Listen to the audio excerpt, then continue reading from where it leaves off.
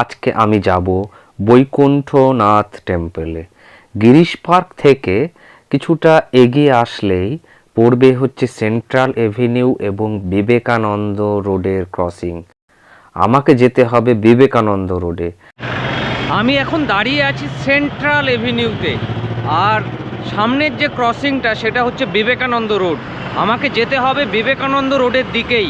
Metro থেকে বেরিয়ে আমি সেন্ট্রাল এভিনিউর ওপরে আসলাম, সেখান থেকে বাহাতে চলে আসলাম বিবেকানন্দ রোডে।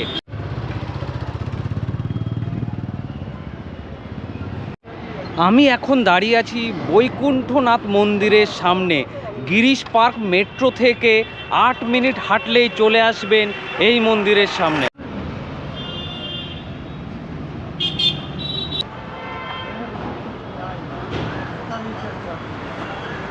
কলকাতার বুকে এক টুকরো সাউথের ছোঁয়া হলো এই বৈকুণ্ঠনাথ মন্দির। আমি চলে এসেছি 3টের সময়, কিন্তু বিকেলে মন্দিরটি খোলে 4:15-তে, আর সকালে 11টায় বন্ধ হয়ে যায়।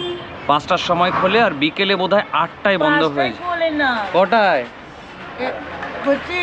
4:15 বলো, 4:15। আমি তাই বলেছি, বিকেলবেলা 4:15-তেই খোলে, আর সকালবেলা। সেটাই বলছি। ওই একজন বসে আছে, সে বলছে যে 4:15 বলো। বিকেলে 4:15-তেই খোলে, আর সকালে 5টা। তো সাউথ যদি দেখতে, মন্দির বন্ধ হয় বলে দাও। যদি সাউথ দেখতে চান, কলকাতার বুকে ক্ষুদ্র সাউথ হলো এই বৈকুণ্ঠনাথ মন্দির। আমাকে এখনো 1 ঘন্টা অপেক্ষা করতে হবে।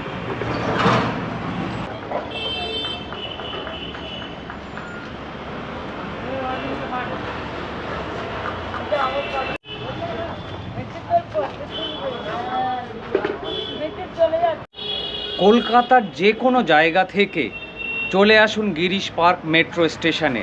গিরিশ পার্ক মেট্রো থেকে একটু ঘুরতে ঘুরতে চলে আসুন, 8 থেকে 10 মিনিট হাঁটলেই চলে আসবেন এইখানে। এটা হচ্ছে বৈকুণ্ঠনাথ টেম্পল।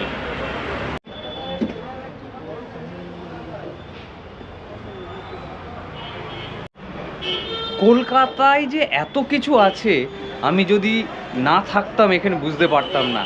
ধীরে ধীরে কলকাতাকে এক্সপ্লোর করছি, বিভিন্ন জায়গায় বিভিন্ন ধরনের মন্দিরের খোঁজে আমি এখন মগ্ন। কিছুদিন আগে আমি গিয়েছিলাম পরেশনাথ টেম্পলে, আজকে চলে এসেছি বৈকুণ্ঠনাথ টেম্পলে।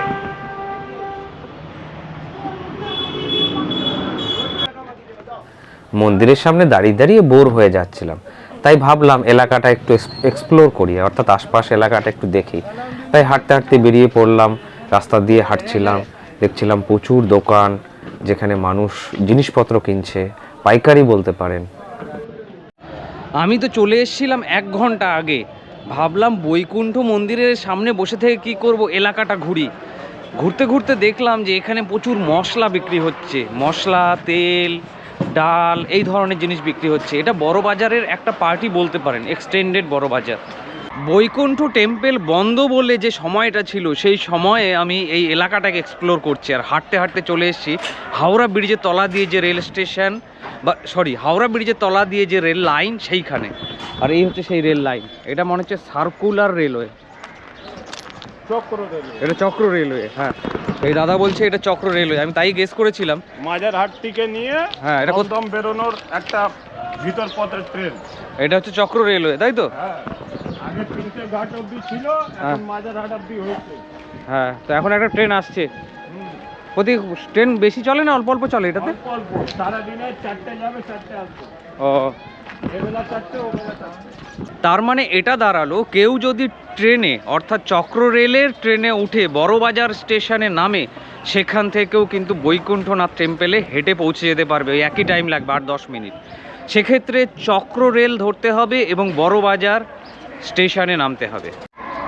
পেছনে একটা ট্রেন আসছে, দিনে 4টে ট্রেন চলে বললো। দিনে 4টে ট্রেন যায়, 4টে ট্রেন আসে। ট্রেনের সংখ্যা অনেক কম এই লাইনে, এটা মাথায় রাখতে হবে।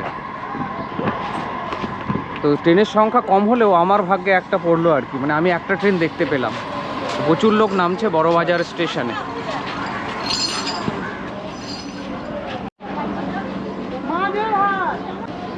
চক্র রেলের সাথে আমাদের সাউথ রেলের কানেকশান আছে, কিন্তু মাঝেরহাট থেকে পাল্টে এখানে আসা যেতে পারে।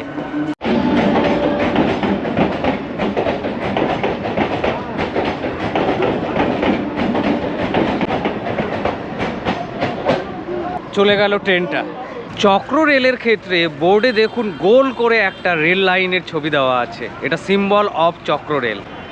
এখানে কিন্তু দেখুন ট্রেন লাইনটা সিঙ্গেল লাইন এখন কমই দেখা যায়, এখানে কিন্তু সিঙ্গেল লাইনে ট্রেন চলে, অর্থাৎ বড় বাজারের চক্র রেল এখনও সিঙ্গেল লাইনে চলে। আর বড় বাজার বানানটা দেখেছেন ইংরেজিতে যেন বুর্রা বাজার, BURRA, বুড়া বাজার, হিন্দিতে বড়া বাজার, আর বাংলাতে আমরা বলি বড় বাজার।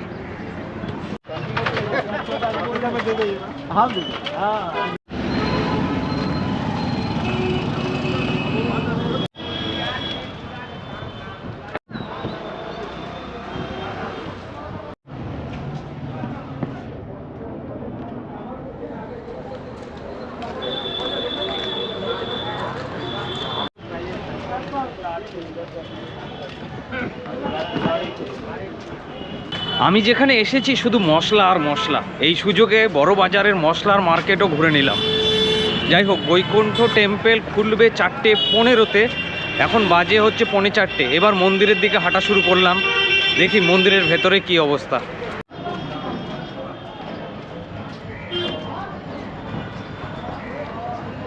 এখানে দেখছি আবার সব টায়ার, এখানে চলে এসেছি টায়ারের মার্কেটে।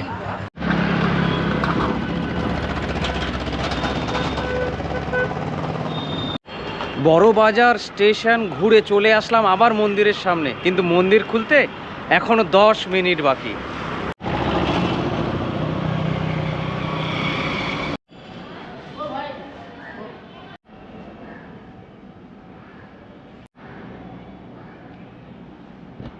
দারুণ, কিন্তু দারুণ, কলকাতার বুকে এক টুকরো সাউথ।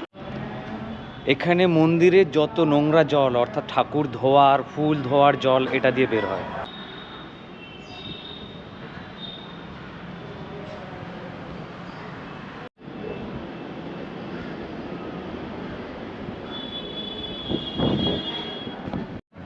ওনারা বলছেন সামনে থেকে ভিডিও করবেন না, বা মূল মন্দিরের ভেতরে ভিডিও করবেন না, পাশে করতে পারেন, কোনো অসুবিধে নেই।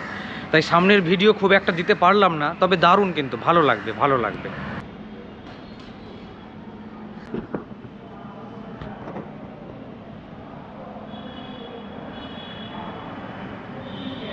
যারা সাউথের মন্দির শুধু ছবিতে বা সিনেমাতে দেখেছেন, ভিডিওতে দেখেছেন, তারা কিন্তু এখানে আসলে এক টুকরো সাউথের ঝলক পাবেন।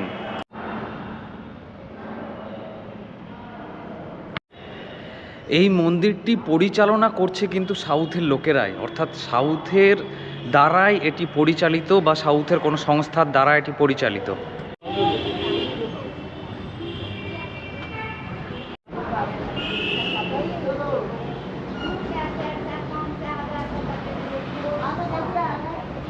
আপনারা কিন্তু অবশ্যই আসবেন, সাউথের একটা ক্ষুদ্র অংশ এখানে দেখতে পাবেন।